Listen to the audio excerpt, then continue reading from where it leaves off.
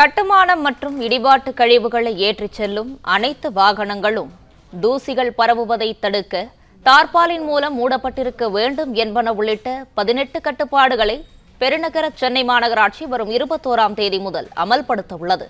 இது தொடர்பான கூடுதல் விவரங்களை வழங்குகிறார் செய்தியாளர் ஜெபர்சன். ஜெபர்சன், வணக்கம். விவரங்களை பகிரலாம். சென்னை மாநகராட்சி வெளியிட்டுள்ள அறிக்கையில் தற்போது பல்வேறு கட்டுப்பாடுகள், அதாவது கட்டுமான ஒரு வீடு கட்டும் போது அல்லது கட்டிடங்கள் கட்டும் போதும் இடிக்கும் போதும் பல்வேறு கட்டுப்பாடுகளை பின்பற்ற வேண்டும் என்ற அறிவிப்பை வெளியிட்டிருக்கிறது. அதன்படி கடுமையான கட்டுப்பாடுகள் 18 கட்டுப்பாடுகள் விதிக்கப்பட்டிருக்கிறது.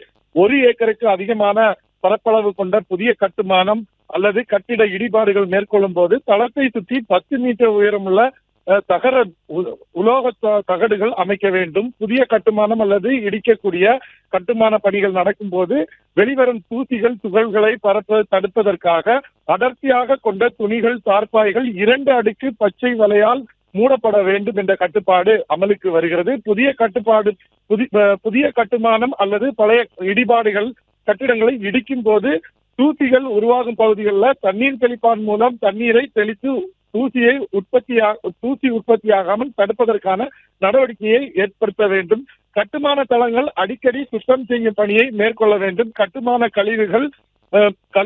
கழிவுப் பொருட்கள் திறந்த வெளியில் காற்றில் பறக்கும் அளவிற்கு வைக்கக்கூடாது. தூசி சேமிக்கும் அளவிற்கு அடுத்த பக்கத்தில் இருக்கக்கூடிய கட்டிடங்களுக்கு பரவும் அளவிற்கான தூசிகள் பரவும் அளவிற்கு எந்த செயல்களும் நடவடிக்கைகளும் ஈடுபடக்கூடாது.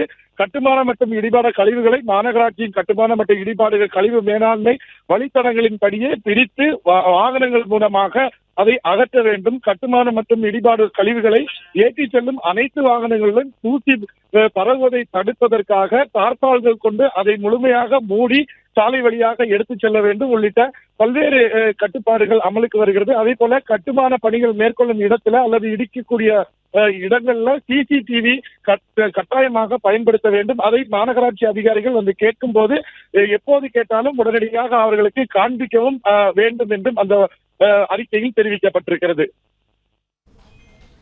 விவரங்களுக்கு நன்றி ஜெபர்சன். பிளே ஸ்டோர் மற்றும் ஆப் ஸ்டோரில் இருந்து பாலிமர் செயலியை QR கோடு மூலம் பதிவிறக்கம் செய்யுங்கள்.